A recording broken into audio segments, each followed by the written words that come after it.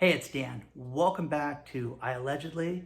Today we're going to talk about an update on stimulus, EIDL, PPP, and all the fraud and shenanigans going on with the EIDL and PPP loans. Please, before we get started, you know the rules. Please like, share, and subscribe. And also, don't forget to join our email list. We've got a lot of people on it. We have a huge announcement coming up that you will get shortly, and you want to join that. It's in the description below. It's absolutely free. And tell all your friends and colleagues about the channel. First things first, Ben Cardin, Senator out of Maryland, wrote a letter today in kind of his anger towards the Republicans in general. Ben Cardin is the ranking member of my favorite committee in the world, which is the Senate Subcommittee on Small Business and Entrepreneurship. He is the ranking member. Marco Rubio is the head of the committee. He's the number 2 guy. But Ben Cardin wrote this great letter that stated his concerns after he voted against the partisan bill that the Republicans had put forward. Okay, this is good news, okay? Basically, I want to get to the highlights of the letter, and what he's concerned about is there was nothing in the new bill for small businesses. And that's what this channel is about. That's what we care about, is funding for the small business person. There is bipartisan agreement for the need to invest more money in the most vulnerable areas of the country for small business. They came up with the prioritized Paycheck Protection Program, put another $25 billion aside for businesses of 10 or fewer employees. They want to have that, but here's the best part. He also supports Jackie Rosen's and John Cornyn's Senate bill to have the EIDL program implemented the way it was supposed to be, which would include the grants the way that they're supposed to and the funding limit set at $2 million.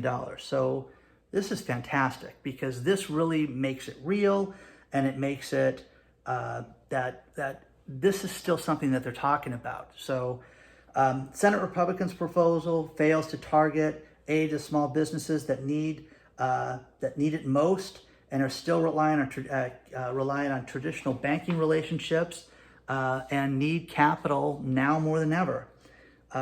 They've provided more than 3.5 million loans, and they need more, and they don't want them to take on new debt, but they also want the grant program restarted again.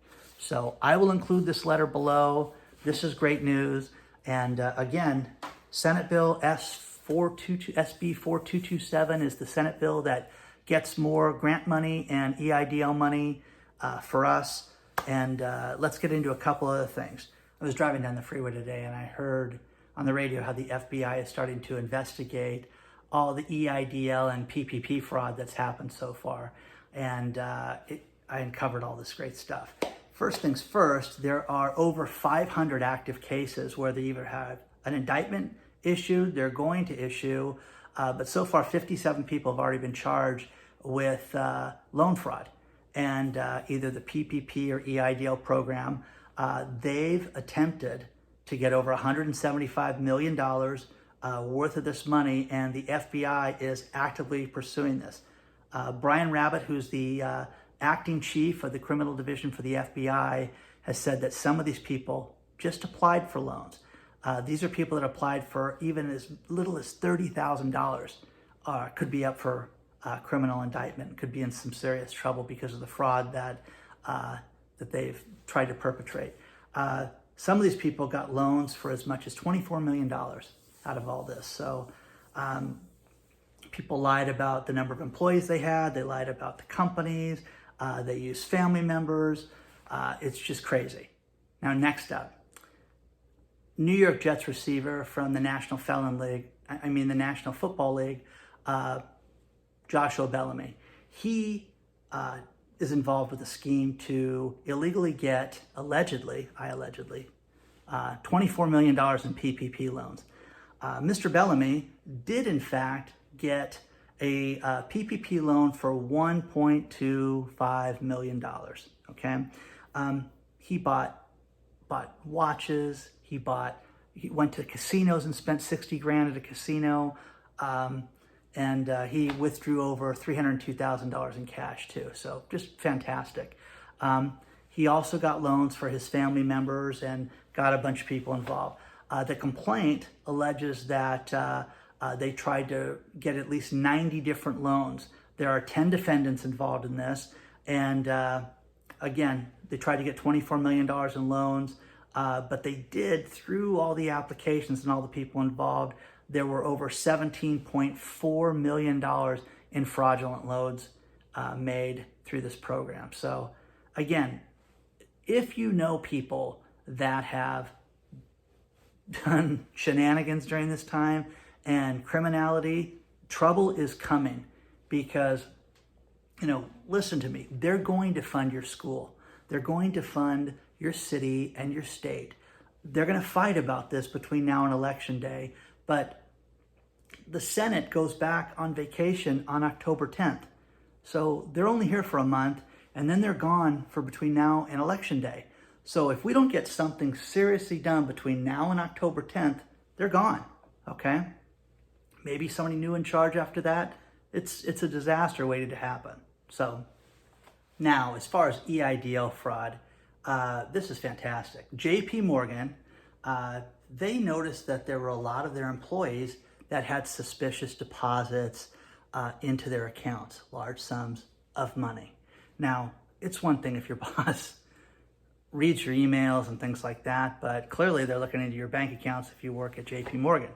So JP Morgan noticed these suspicious amounts and attributed them to the EIDL loans from bank employees, which never should have gotten EIDL loans. So Bloomberg, the news agency, identified $1.3 billion in suspicious deposits for the EIDL program because of a number of grants in 52 congressional districts, okay?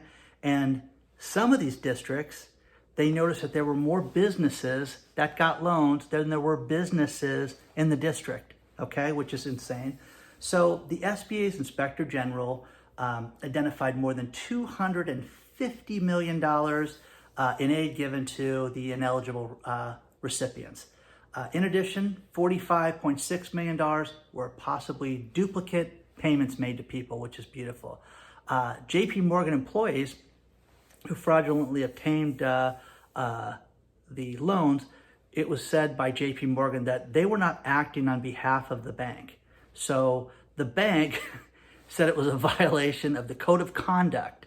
And that would be, so I guess there's a code of conduct working at a bank, and you can't steal when you work at a bank or commit bank fraud or anything like that, which probably is a good thing.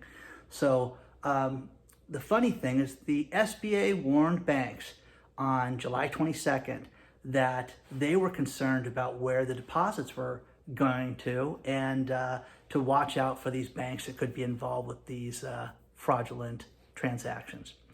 The bank declined to comment, of course, but they did send a memo to its 256,000 employees that they were going to be probing the situation, and they wanted to find out if these people were trying to help people or if they were in fact trying to benefit themselves. JP Morgan, they wrote the most amount of PPP loans too, which was $29.4 billion. And they made 280 some thousand loans. Okay, so ridiculous. Couple other things. The EIDL grant, if you've been given the grant, it's going to be taxable, okay? The Ohio Department of Taxation, which is the taxation for the state of Ohio, has determined that if you got an advance grant, it's going to be treated as income, okay? Which makes total sense to me. You were given this money, they're going to issue you a 1099. I'm sure most states are going to do that, and you should plan on that. So plan on paying taxes on your EIDL grant if you were lucky enough to get it.